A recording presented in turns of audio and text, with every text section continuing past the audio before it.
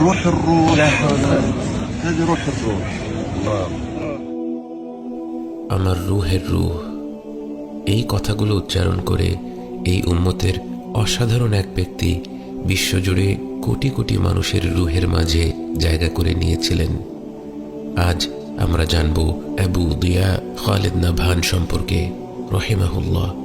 অজানা হয়েও যিনি হয়ে উঠেছিলেন অগণিত মানুষের কাছে অত্যন্ত ঘনিষ্ঠ। গাজ্জায় বসবাসরত খালেদ ইসরায়েলের অবৈধ দখলদারিতা ও নিপীড়নের মধ্যে জীবনযাপন করেও গভীর মমতা, সহানুভূতি, ধৈর্য ও আশাবাদ ধারণ করতেন। সদা হাসি মুখের খালেদের একটি প্রিয় খেলা ছিল তার ৩ বছরের নাতনি রিমের ছোট্ট ঝুঁটিগুলো আঁকড়ে ধরা। ওদিকে রিম তার নানার কাঁচা পাকা দাড়িটা টেনে ধরত। একজন বলতো, তুমি আগে ছেড়ে দাও, তাহলে আমি ছেড়ে দেব। আবার অন্যজন পাল্টা বলতো, না না না, তুমি আগে ছাড়ো, তাহলে আমি ছেড়ে দেব। রিমের ৪র্থ জন্মদিনের আর ১ মাস বাকি। সেদিন খালেদ তার নাতি নাতনিদের নিয়ে বাগানে আনন্দময় সময় কাটাচ্ছিলেন। কিন্তু সে রাতেই চূর্ণ বিচূর্ণ হয়ে যায় সবকিছু। গণহত্যাকারী জালেম গোষ্ঠী ইসরায়েলের বোমা হামলা চলে গাজ্জায়। খালেদ প্রাণে বেঁচে গেলেও বাঁচেনি তার কলিজার টুকরো রিম ও রিমের ৫ বছর বয়সী ভাই তারেক। নাতি আর নাতনিকে দাফন করার সময় খালেদের আশেপাশের মানুষেরা তা ভিডিওতে ধারণ করে রাখেন সারা বিশ্বের সামনে এই পৈশাচিক বাহিনীর কর্মকাণ্ডের প্রমাণ হাজির করার উদ্দেশ্যে। ভিডিওতে দেখা যায় খালেদ তার আদরের রিমের মুখ থেকে ধুলো সরিয়ে দেন, তার চোখ দুটিতে চুমু খান এবং তাকে শেষবারের মতো জড়িয়ে ধরেন। পুরো সময়টা জুড়ে তার দেহে, মুখমণ্ডলে এবং তার কথাবার্তায় প্রকাশ পেয়েছিল এক অদ্ভুত রকমের দিব্য সহ্য শক্তি। গাজ্জার মানুষকে সবসময়ই ধৈর্য ধারণ করতে দেখা যায়। মহাপ্রলয়ের মুখেও বলতে দেখা যায়, আলহামদুলিল্লাহ, আলহামদুলিল্লাহ আলা কুল্লি হাল। জোরে জোরে কেঁদে উঠেও মুখে কেবলই আল্লাহ তাআলার প্রশংসা উচ্চারণ করতে শোনা যায়। কিন্তু খালেদের প্রতিক্রিয়া ছিল অন্য সবার চেয়ে ভিন্ন। তার মনের গহীনে যে গভীর ক্ষত তৈরি হয়েছিল, সে গ্লানি তার মুখমণ্ডলে কিছুটা ছাপ রেখেছিল বটে, কিন্তু তা সত্ত্বেও তার মাঝে এক অদ্ভুত প্রশান্তি বিরাজ করছিল।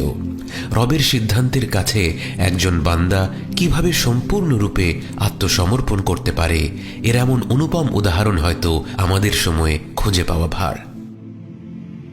মুখের ম্লান হাসি দিয়ে বুক ভরা বেদনাকে আড়াল করার চেষ্টা করে তিনি রিমের ছোট্ট মরদেহটাকে কোলে নিয়ে বলে উঠলেন, ও যে আমার রুহের রুহ ছিল। জীবনে এমন পরীক্ষার সম্মুখীন হলে যে কোনো মানুষের পূর্ণ অধিকার রয়েছে ভেঙে পড়ার, কিছুটা সময়ে একাকী কাটিয়ে দেয়ার, অথবা রাগে ক্ষোভে ফেটে পড়ার, অথবা মানুষের কাছে নিজের গভীর বেদনার কথা তুলে ধরার। খালেদ এর কোনোটিই করেননি। যে মুহূর্তে খালেদ জানতে পারলেন তার ভিডিওটি পৌঁছে গিয়েছিল পৃথিবীর সকল প্রান্তে, যখনই তিনি বুঝতে পারলেন তার এখন সুযোগ রয়েছে গোটা বিশ্বজুড়ে মুসলিম অমুসলিম নির্বিশেষে কোটি কোটি মানুষের উদ্দেশ্যে কথা বলার, তিনি অনতিবিলম্বে ঝাঁপিয়ে পড়লেন একটি মিশনে, সারা বিশ্বের কাছে ইসলামকে তুলে ধরা।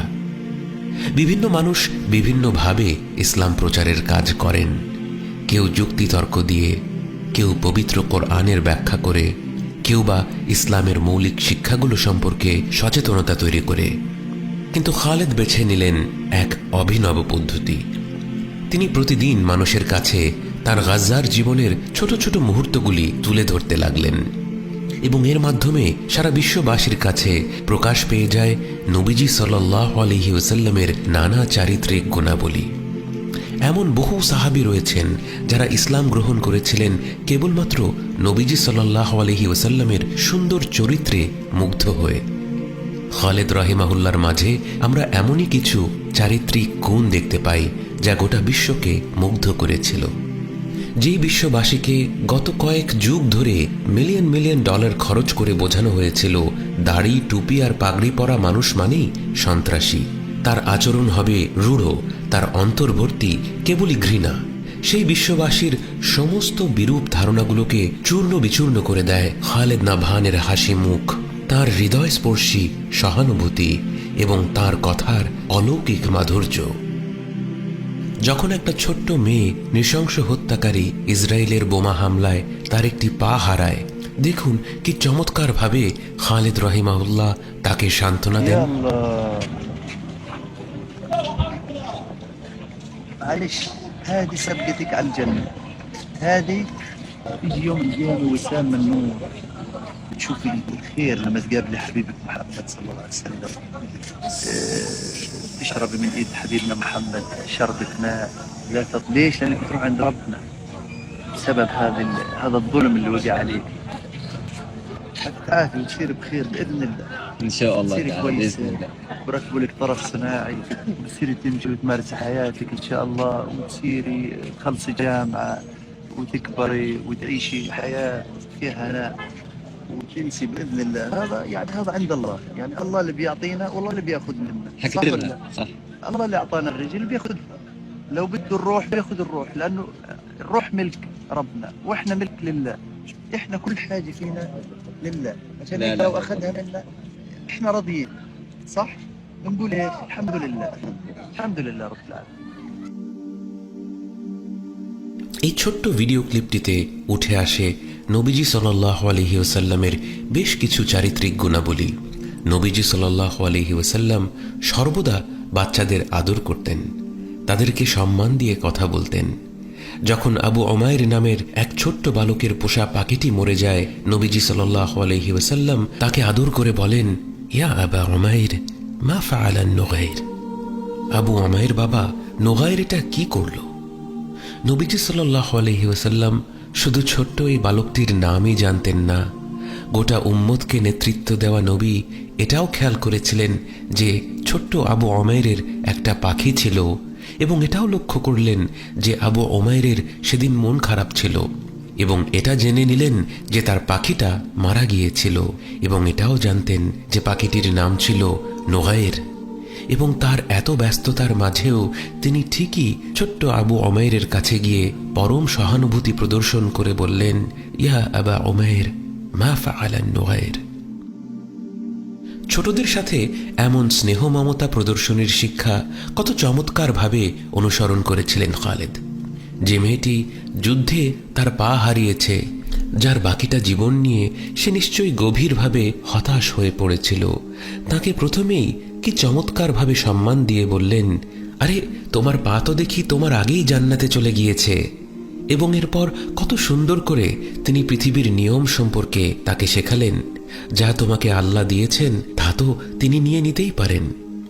আবার তিনি তাকে এই আশ্বাসও দিলেন যে তাই বলে জীবন থেমে থাকবে না, ইনশাআল্লাহ তার জন্যে কৃত্রিম পায়ের ব্যবস্থা করা হবে, সে সুশিক্ষায় শিক্ষিত হবে, এই দুনিয়াতেও তার ভবিষ্যৎ উজ্জ্বল হবে, আর আখেরাতেও তার থাকবে পরম সম্মান।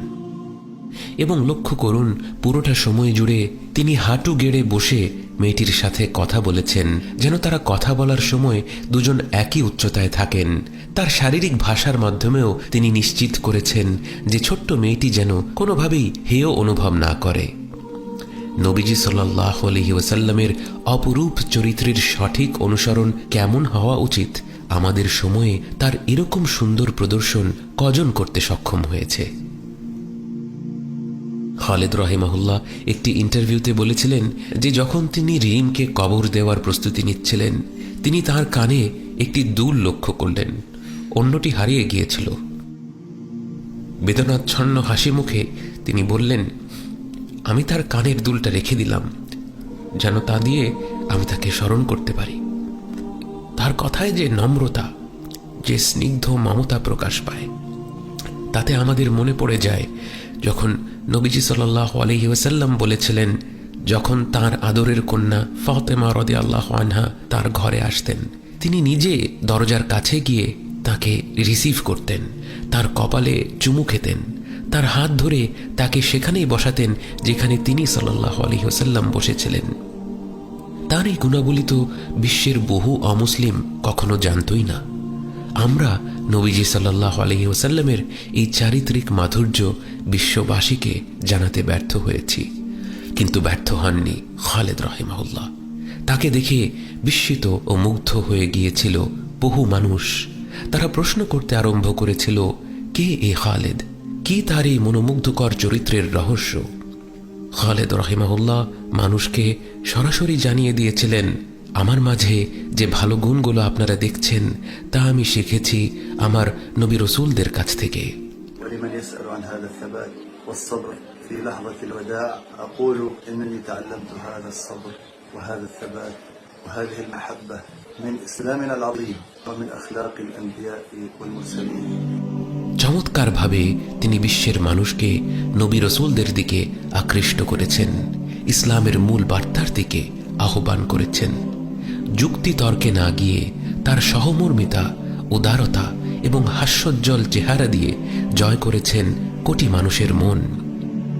যে হাসি তার মুখমণ্ডলকে উজ্জ্বল করে রেখেছিল সারাটি জীবন, সে হাসি কি অন্তিম মুহূর্তে তাকে ত্যাগ করতে পারে? 2024 ইংরেজির ডিসেম্বরের 16 তারিখ রিমের হত্যার আনুমানিক 13 মাস পর গণহত্যাকারী বাহিনী ইসরায়েলের বোমা হামলায় শহীদ হন শেখ আবু দিয়া খালেদ নাভান রাহিমাহুল্লাহ। ইন্না লিল্লাহি ওয়া ইন্না ইলাইহি রাজিউন। আল্লাহ সুবহানাহু ওয়া তাআলা যেন তার শাহাদাত কবুল করেন এবং গাজ্জার প্রতিটি মানুষকে শহীদ হিসেবে কবুল করেন। মৃত্যুর সময়ে এমনভাবেই উজ্জ্বল হয়েছিল খালেদ রাহিমাহুল্লাহর মুখমণ্ডল। ঠোঁটে মৃদু হাসির ছাপটা যেন বিশ্বজুড়ে তার শুভাকাঙ্ক্ষীদের জানিয়ে দিচ্ছিল, আজ থেকে সকল দুঃখ কষ্টের অবসান হল, সকল পরীক্ষা, সকল বালা মুসিবত, সকল অত্যাচারের নিষ্পত্তি হয়ে গেল। আজ তার রূহ আবারও ফিরে পেল তার রূহের রূহকে। শেখ আবু দিয়া খালেদ নাভান রাহিমাহুল্লাহ ছিলেন আমাদের একজন প্রাণপ্রিয় শিক্ষক। তিনি আমাদেরকে নবীজি সাল্লাল্লাহু আলাইহি ওয়াসাল্লামের চারিত্রিক সৌন্দর্য তুলে ধরে ইসলামকে এক নতুন আঙ্গিকে শেখার সুযোগ করে দিয়েছিলেন। তার মাধ্যমে বিশ্বজুড়ে একটি পুরো প্রজন্ম নিরপেক্ষভাবে ইসলাম সম্পর্কে জানার সুযোগ পেয়েছে। মাত্র 13টি মাসে তিনি হয়ে উঠেছিলেন সবার অত্যন্ত ভালোবাসার একজন মানুষ। নবীজি সাল্লাল্লাহু আলাইহি ওয়াসাল্লাম বলেন, যখন আল্লাহ তাআলা তাঁর কোনো বান্দাকে ভালোবাসেন, তিনি জিবরিল আলাইহিস সালামকে বলেন, আমি অমুককে ভালোবাসি, অতএব তুমিও তাকে ভালোবাসো। অতঃপর জিবরাইল আলাইহিস সালাম তাকে ভালোবেসে ফেলেন এবং আসমানের ফেরেশতাসমূহকে বলেন, আল্লাহ অমুককে ভালোবাসে, অতএব তোমরাও তাকে ভালোবাসো। অতঃপর তারাও তাকে ভালোবেসে ফেলে এবং তাদের ভালোবাসার প্রভাব পড়ে দুনিয়ার মানুষের ওপর এবং এই দুনিয়ার মানুষও তাকে ভালোবেসে ফেলে। আমরা আল্লাহ তাআলার কাছে মনের অন্তঃস্থল থেকে দোয়া করি যে ভালোবাসা তিনি গোটা বিশ্ববাসীর অন্তরে খালেদ নাভান রাহিমাহুল্লাহর জন্য গেঁথে দিয়েছেন, সেই ভালোবাসা যেন খালেদ নাভান রাহিমাহুল্লাহকে পরকালে নবিয়্যিন ও সিদ্দিকীন ও শুহাদার সঙ্গ লাভ করার পথ করে দেয় এবং সেই সাথে তার মতো মানুষকে নিঃস্বার্থভাবে ভালোবাসার মাধ্যমে আমরাও যেন তার মতো চমৎকারভাবে নবীজি সাল্লাল্লাহু আলাইহি ওয়াসাল্লামের চারিত্রিক গুণাবলীগুলোকে আরো পরিপূর্ণভাবে আমাদের জীবনে বাস্তবায়ন করতে পারি এবং পরকালে আমরাও যেন তাদের পবিত্র সান্নিধ্য লাভ করতে পারি। আল্লাহ তাআলা আপনাকে যেন সর্বদা তার অসীম রহমত দ্বারা আবৃত করে রাখেন। হে প্রিয় আবু দিয়া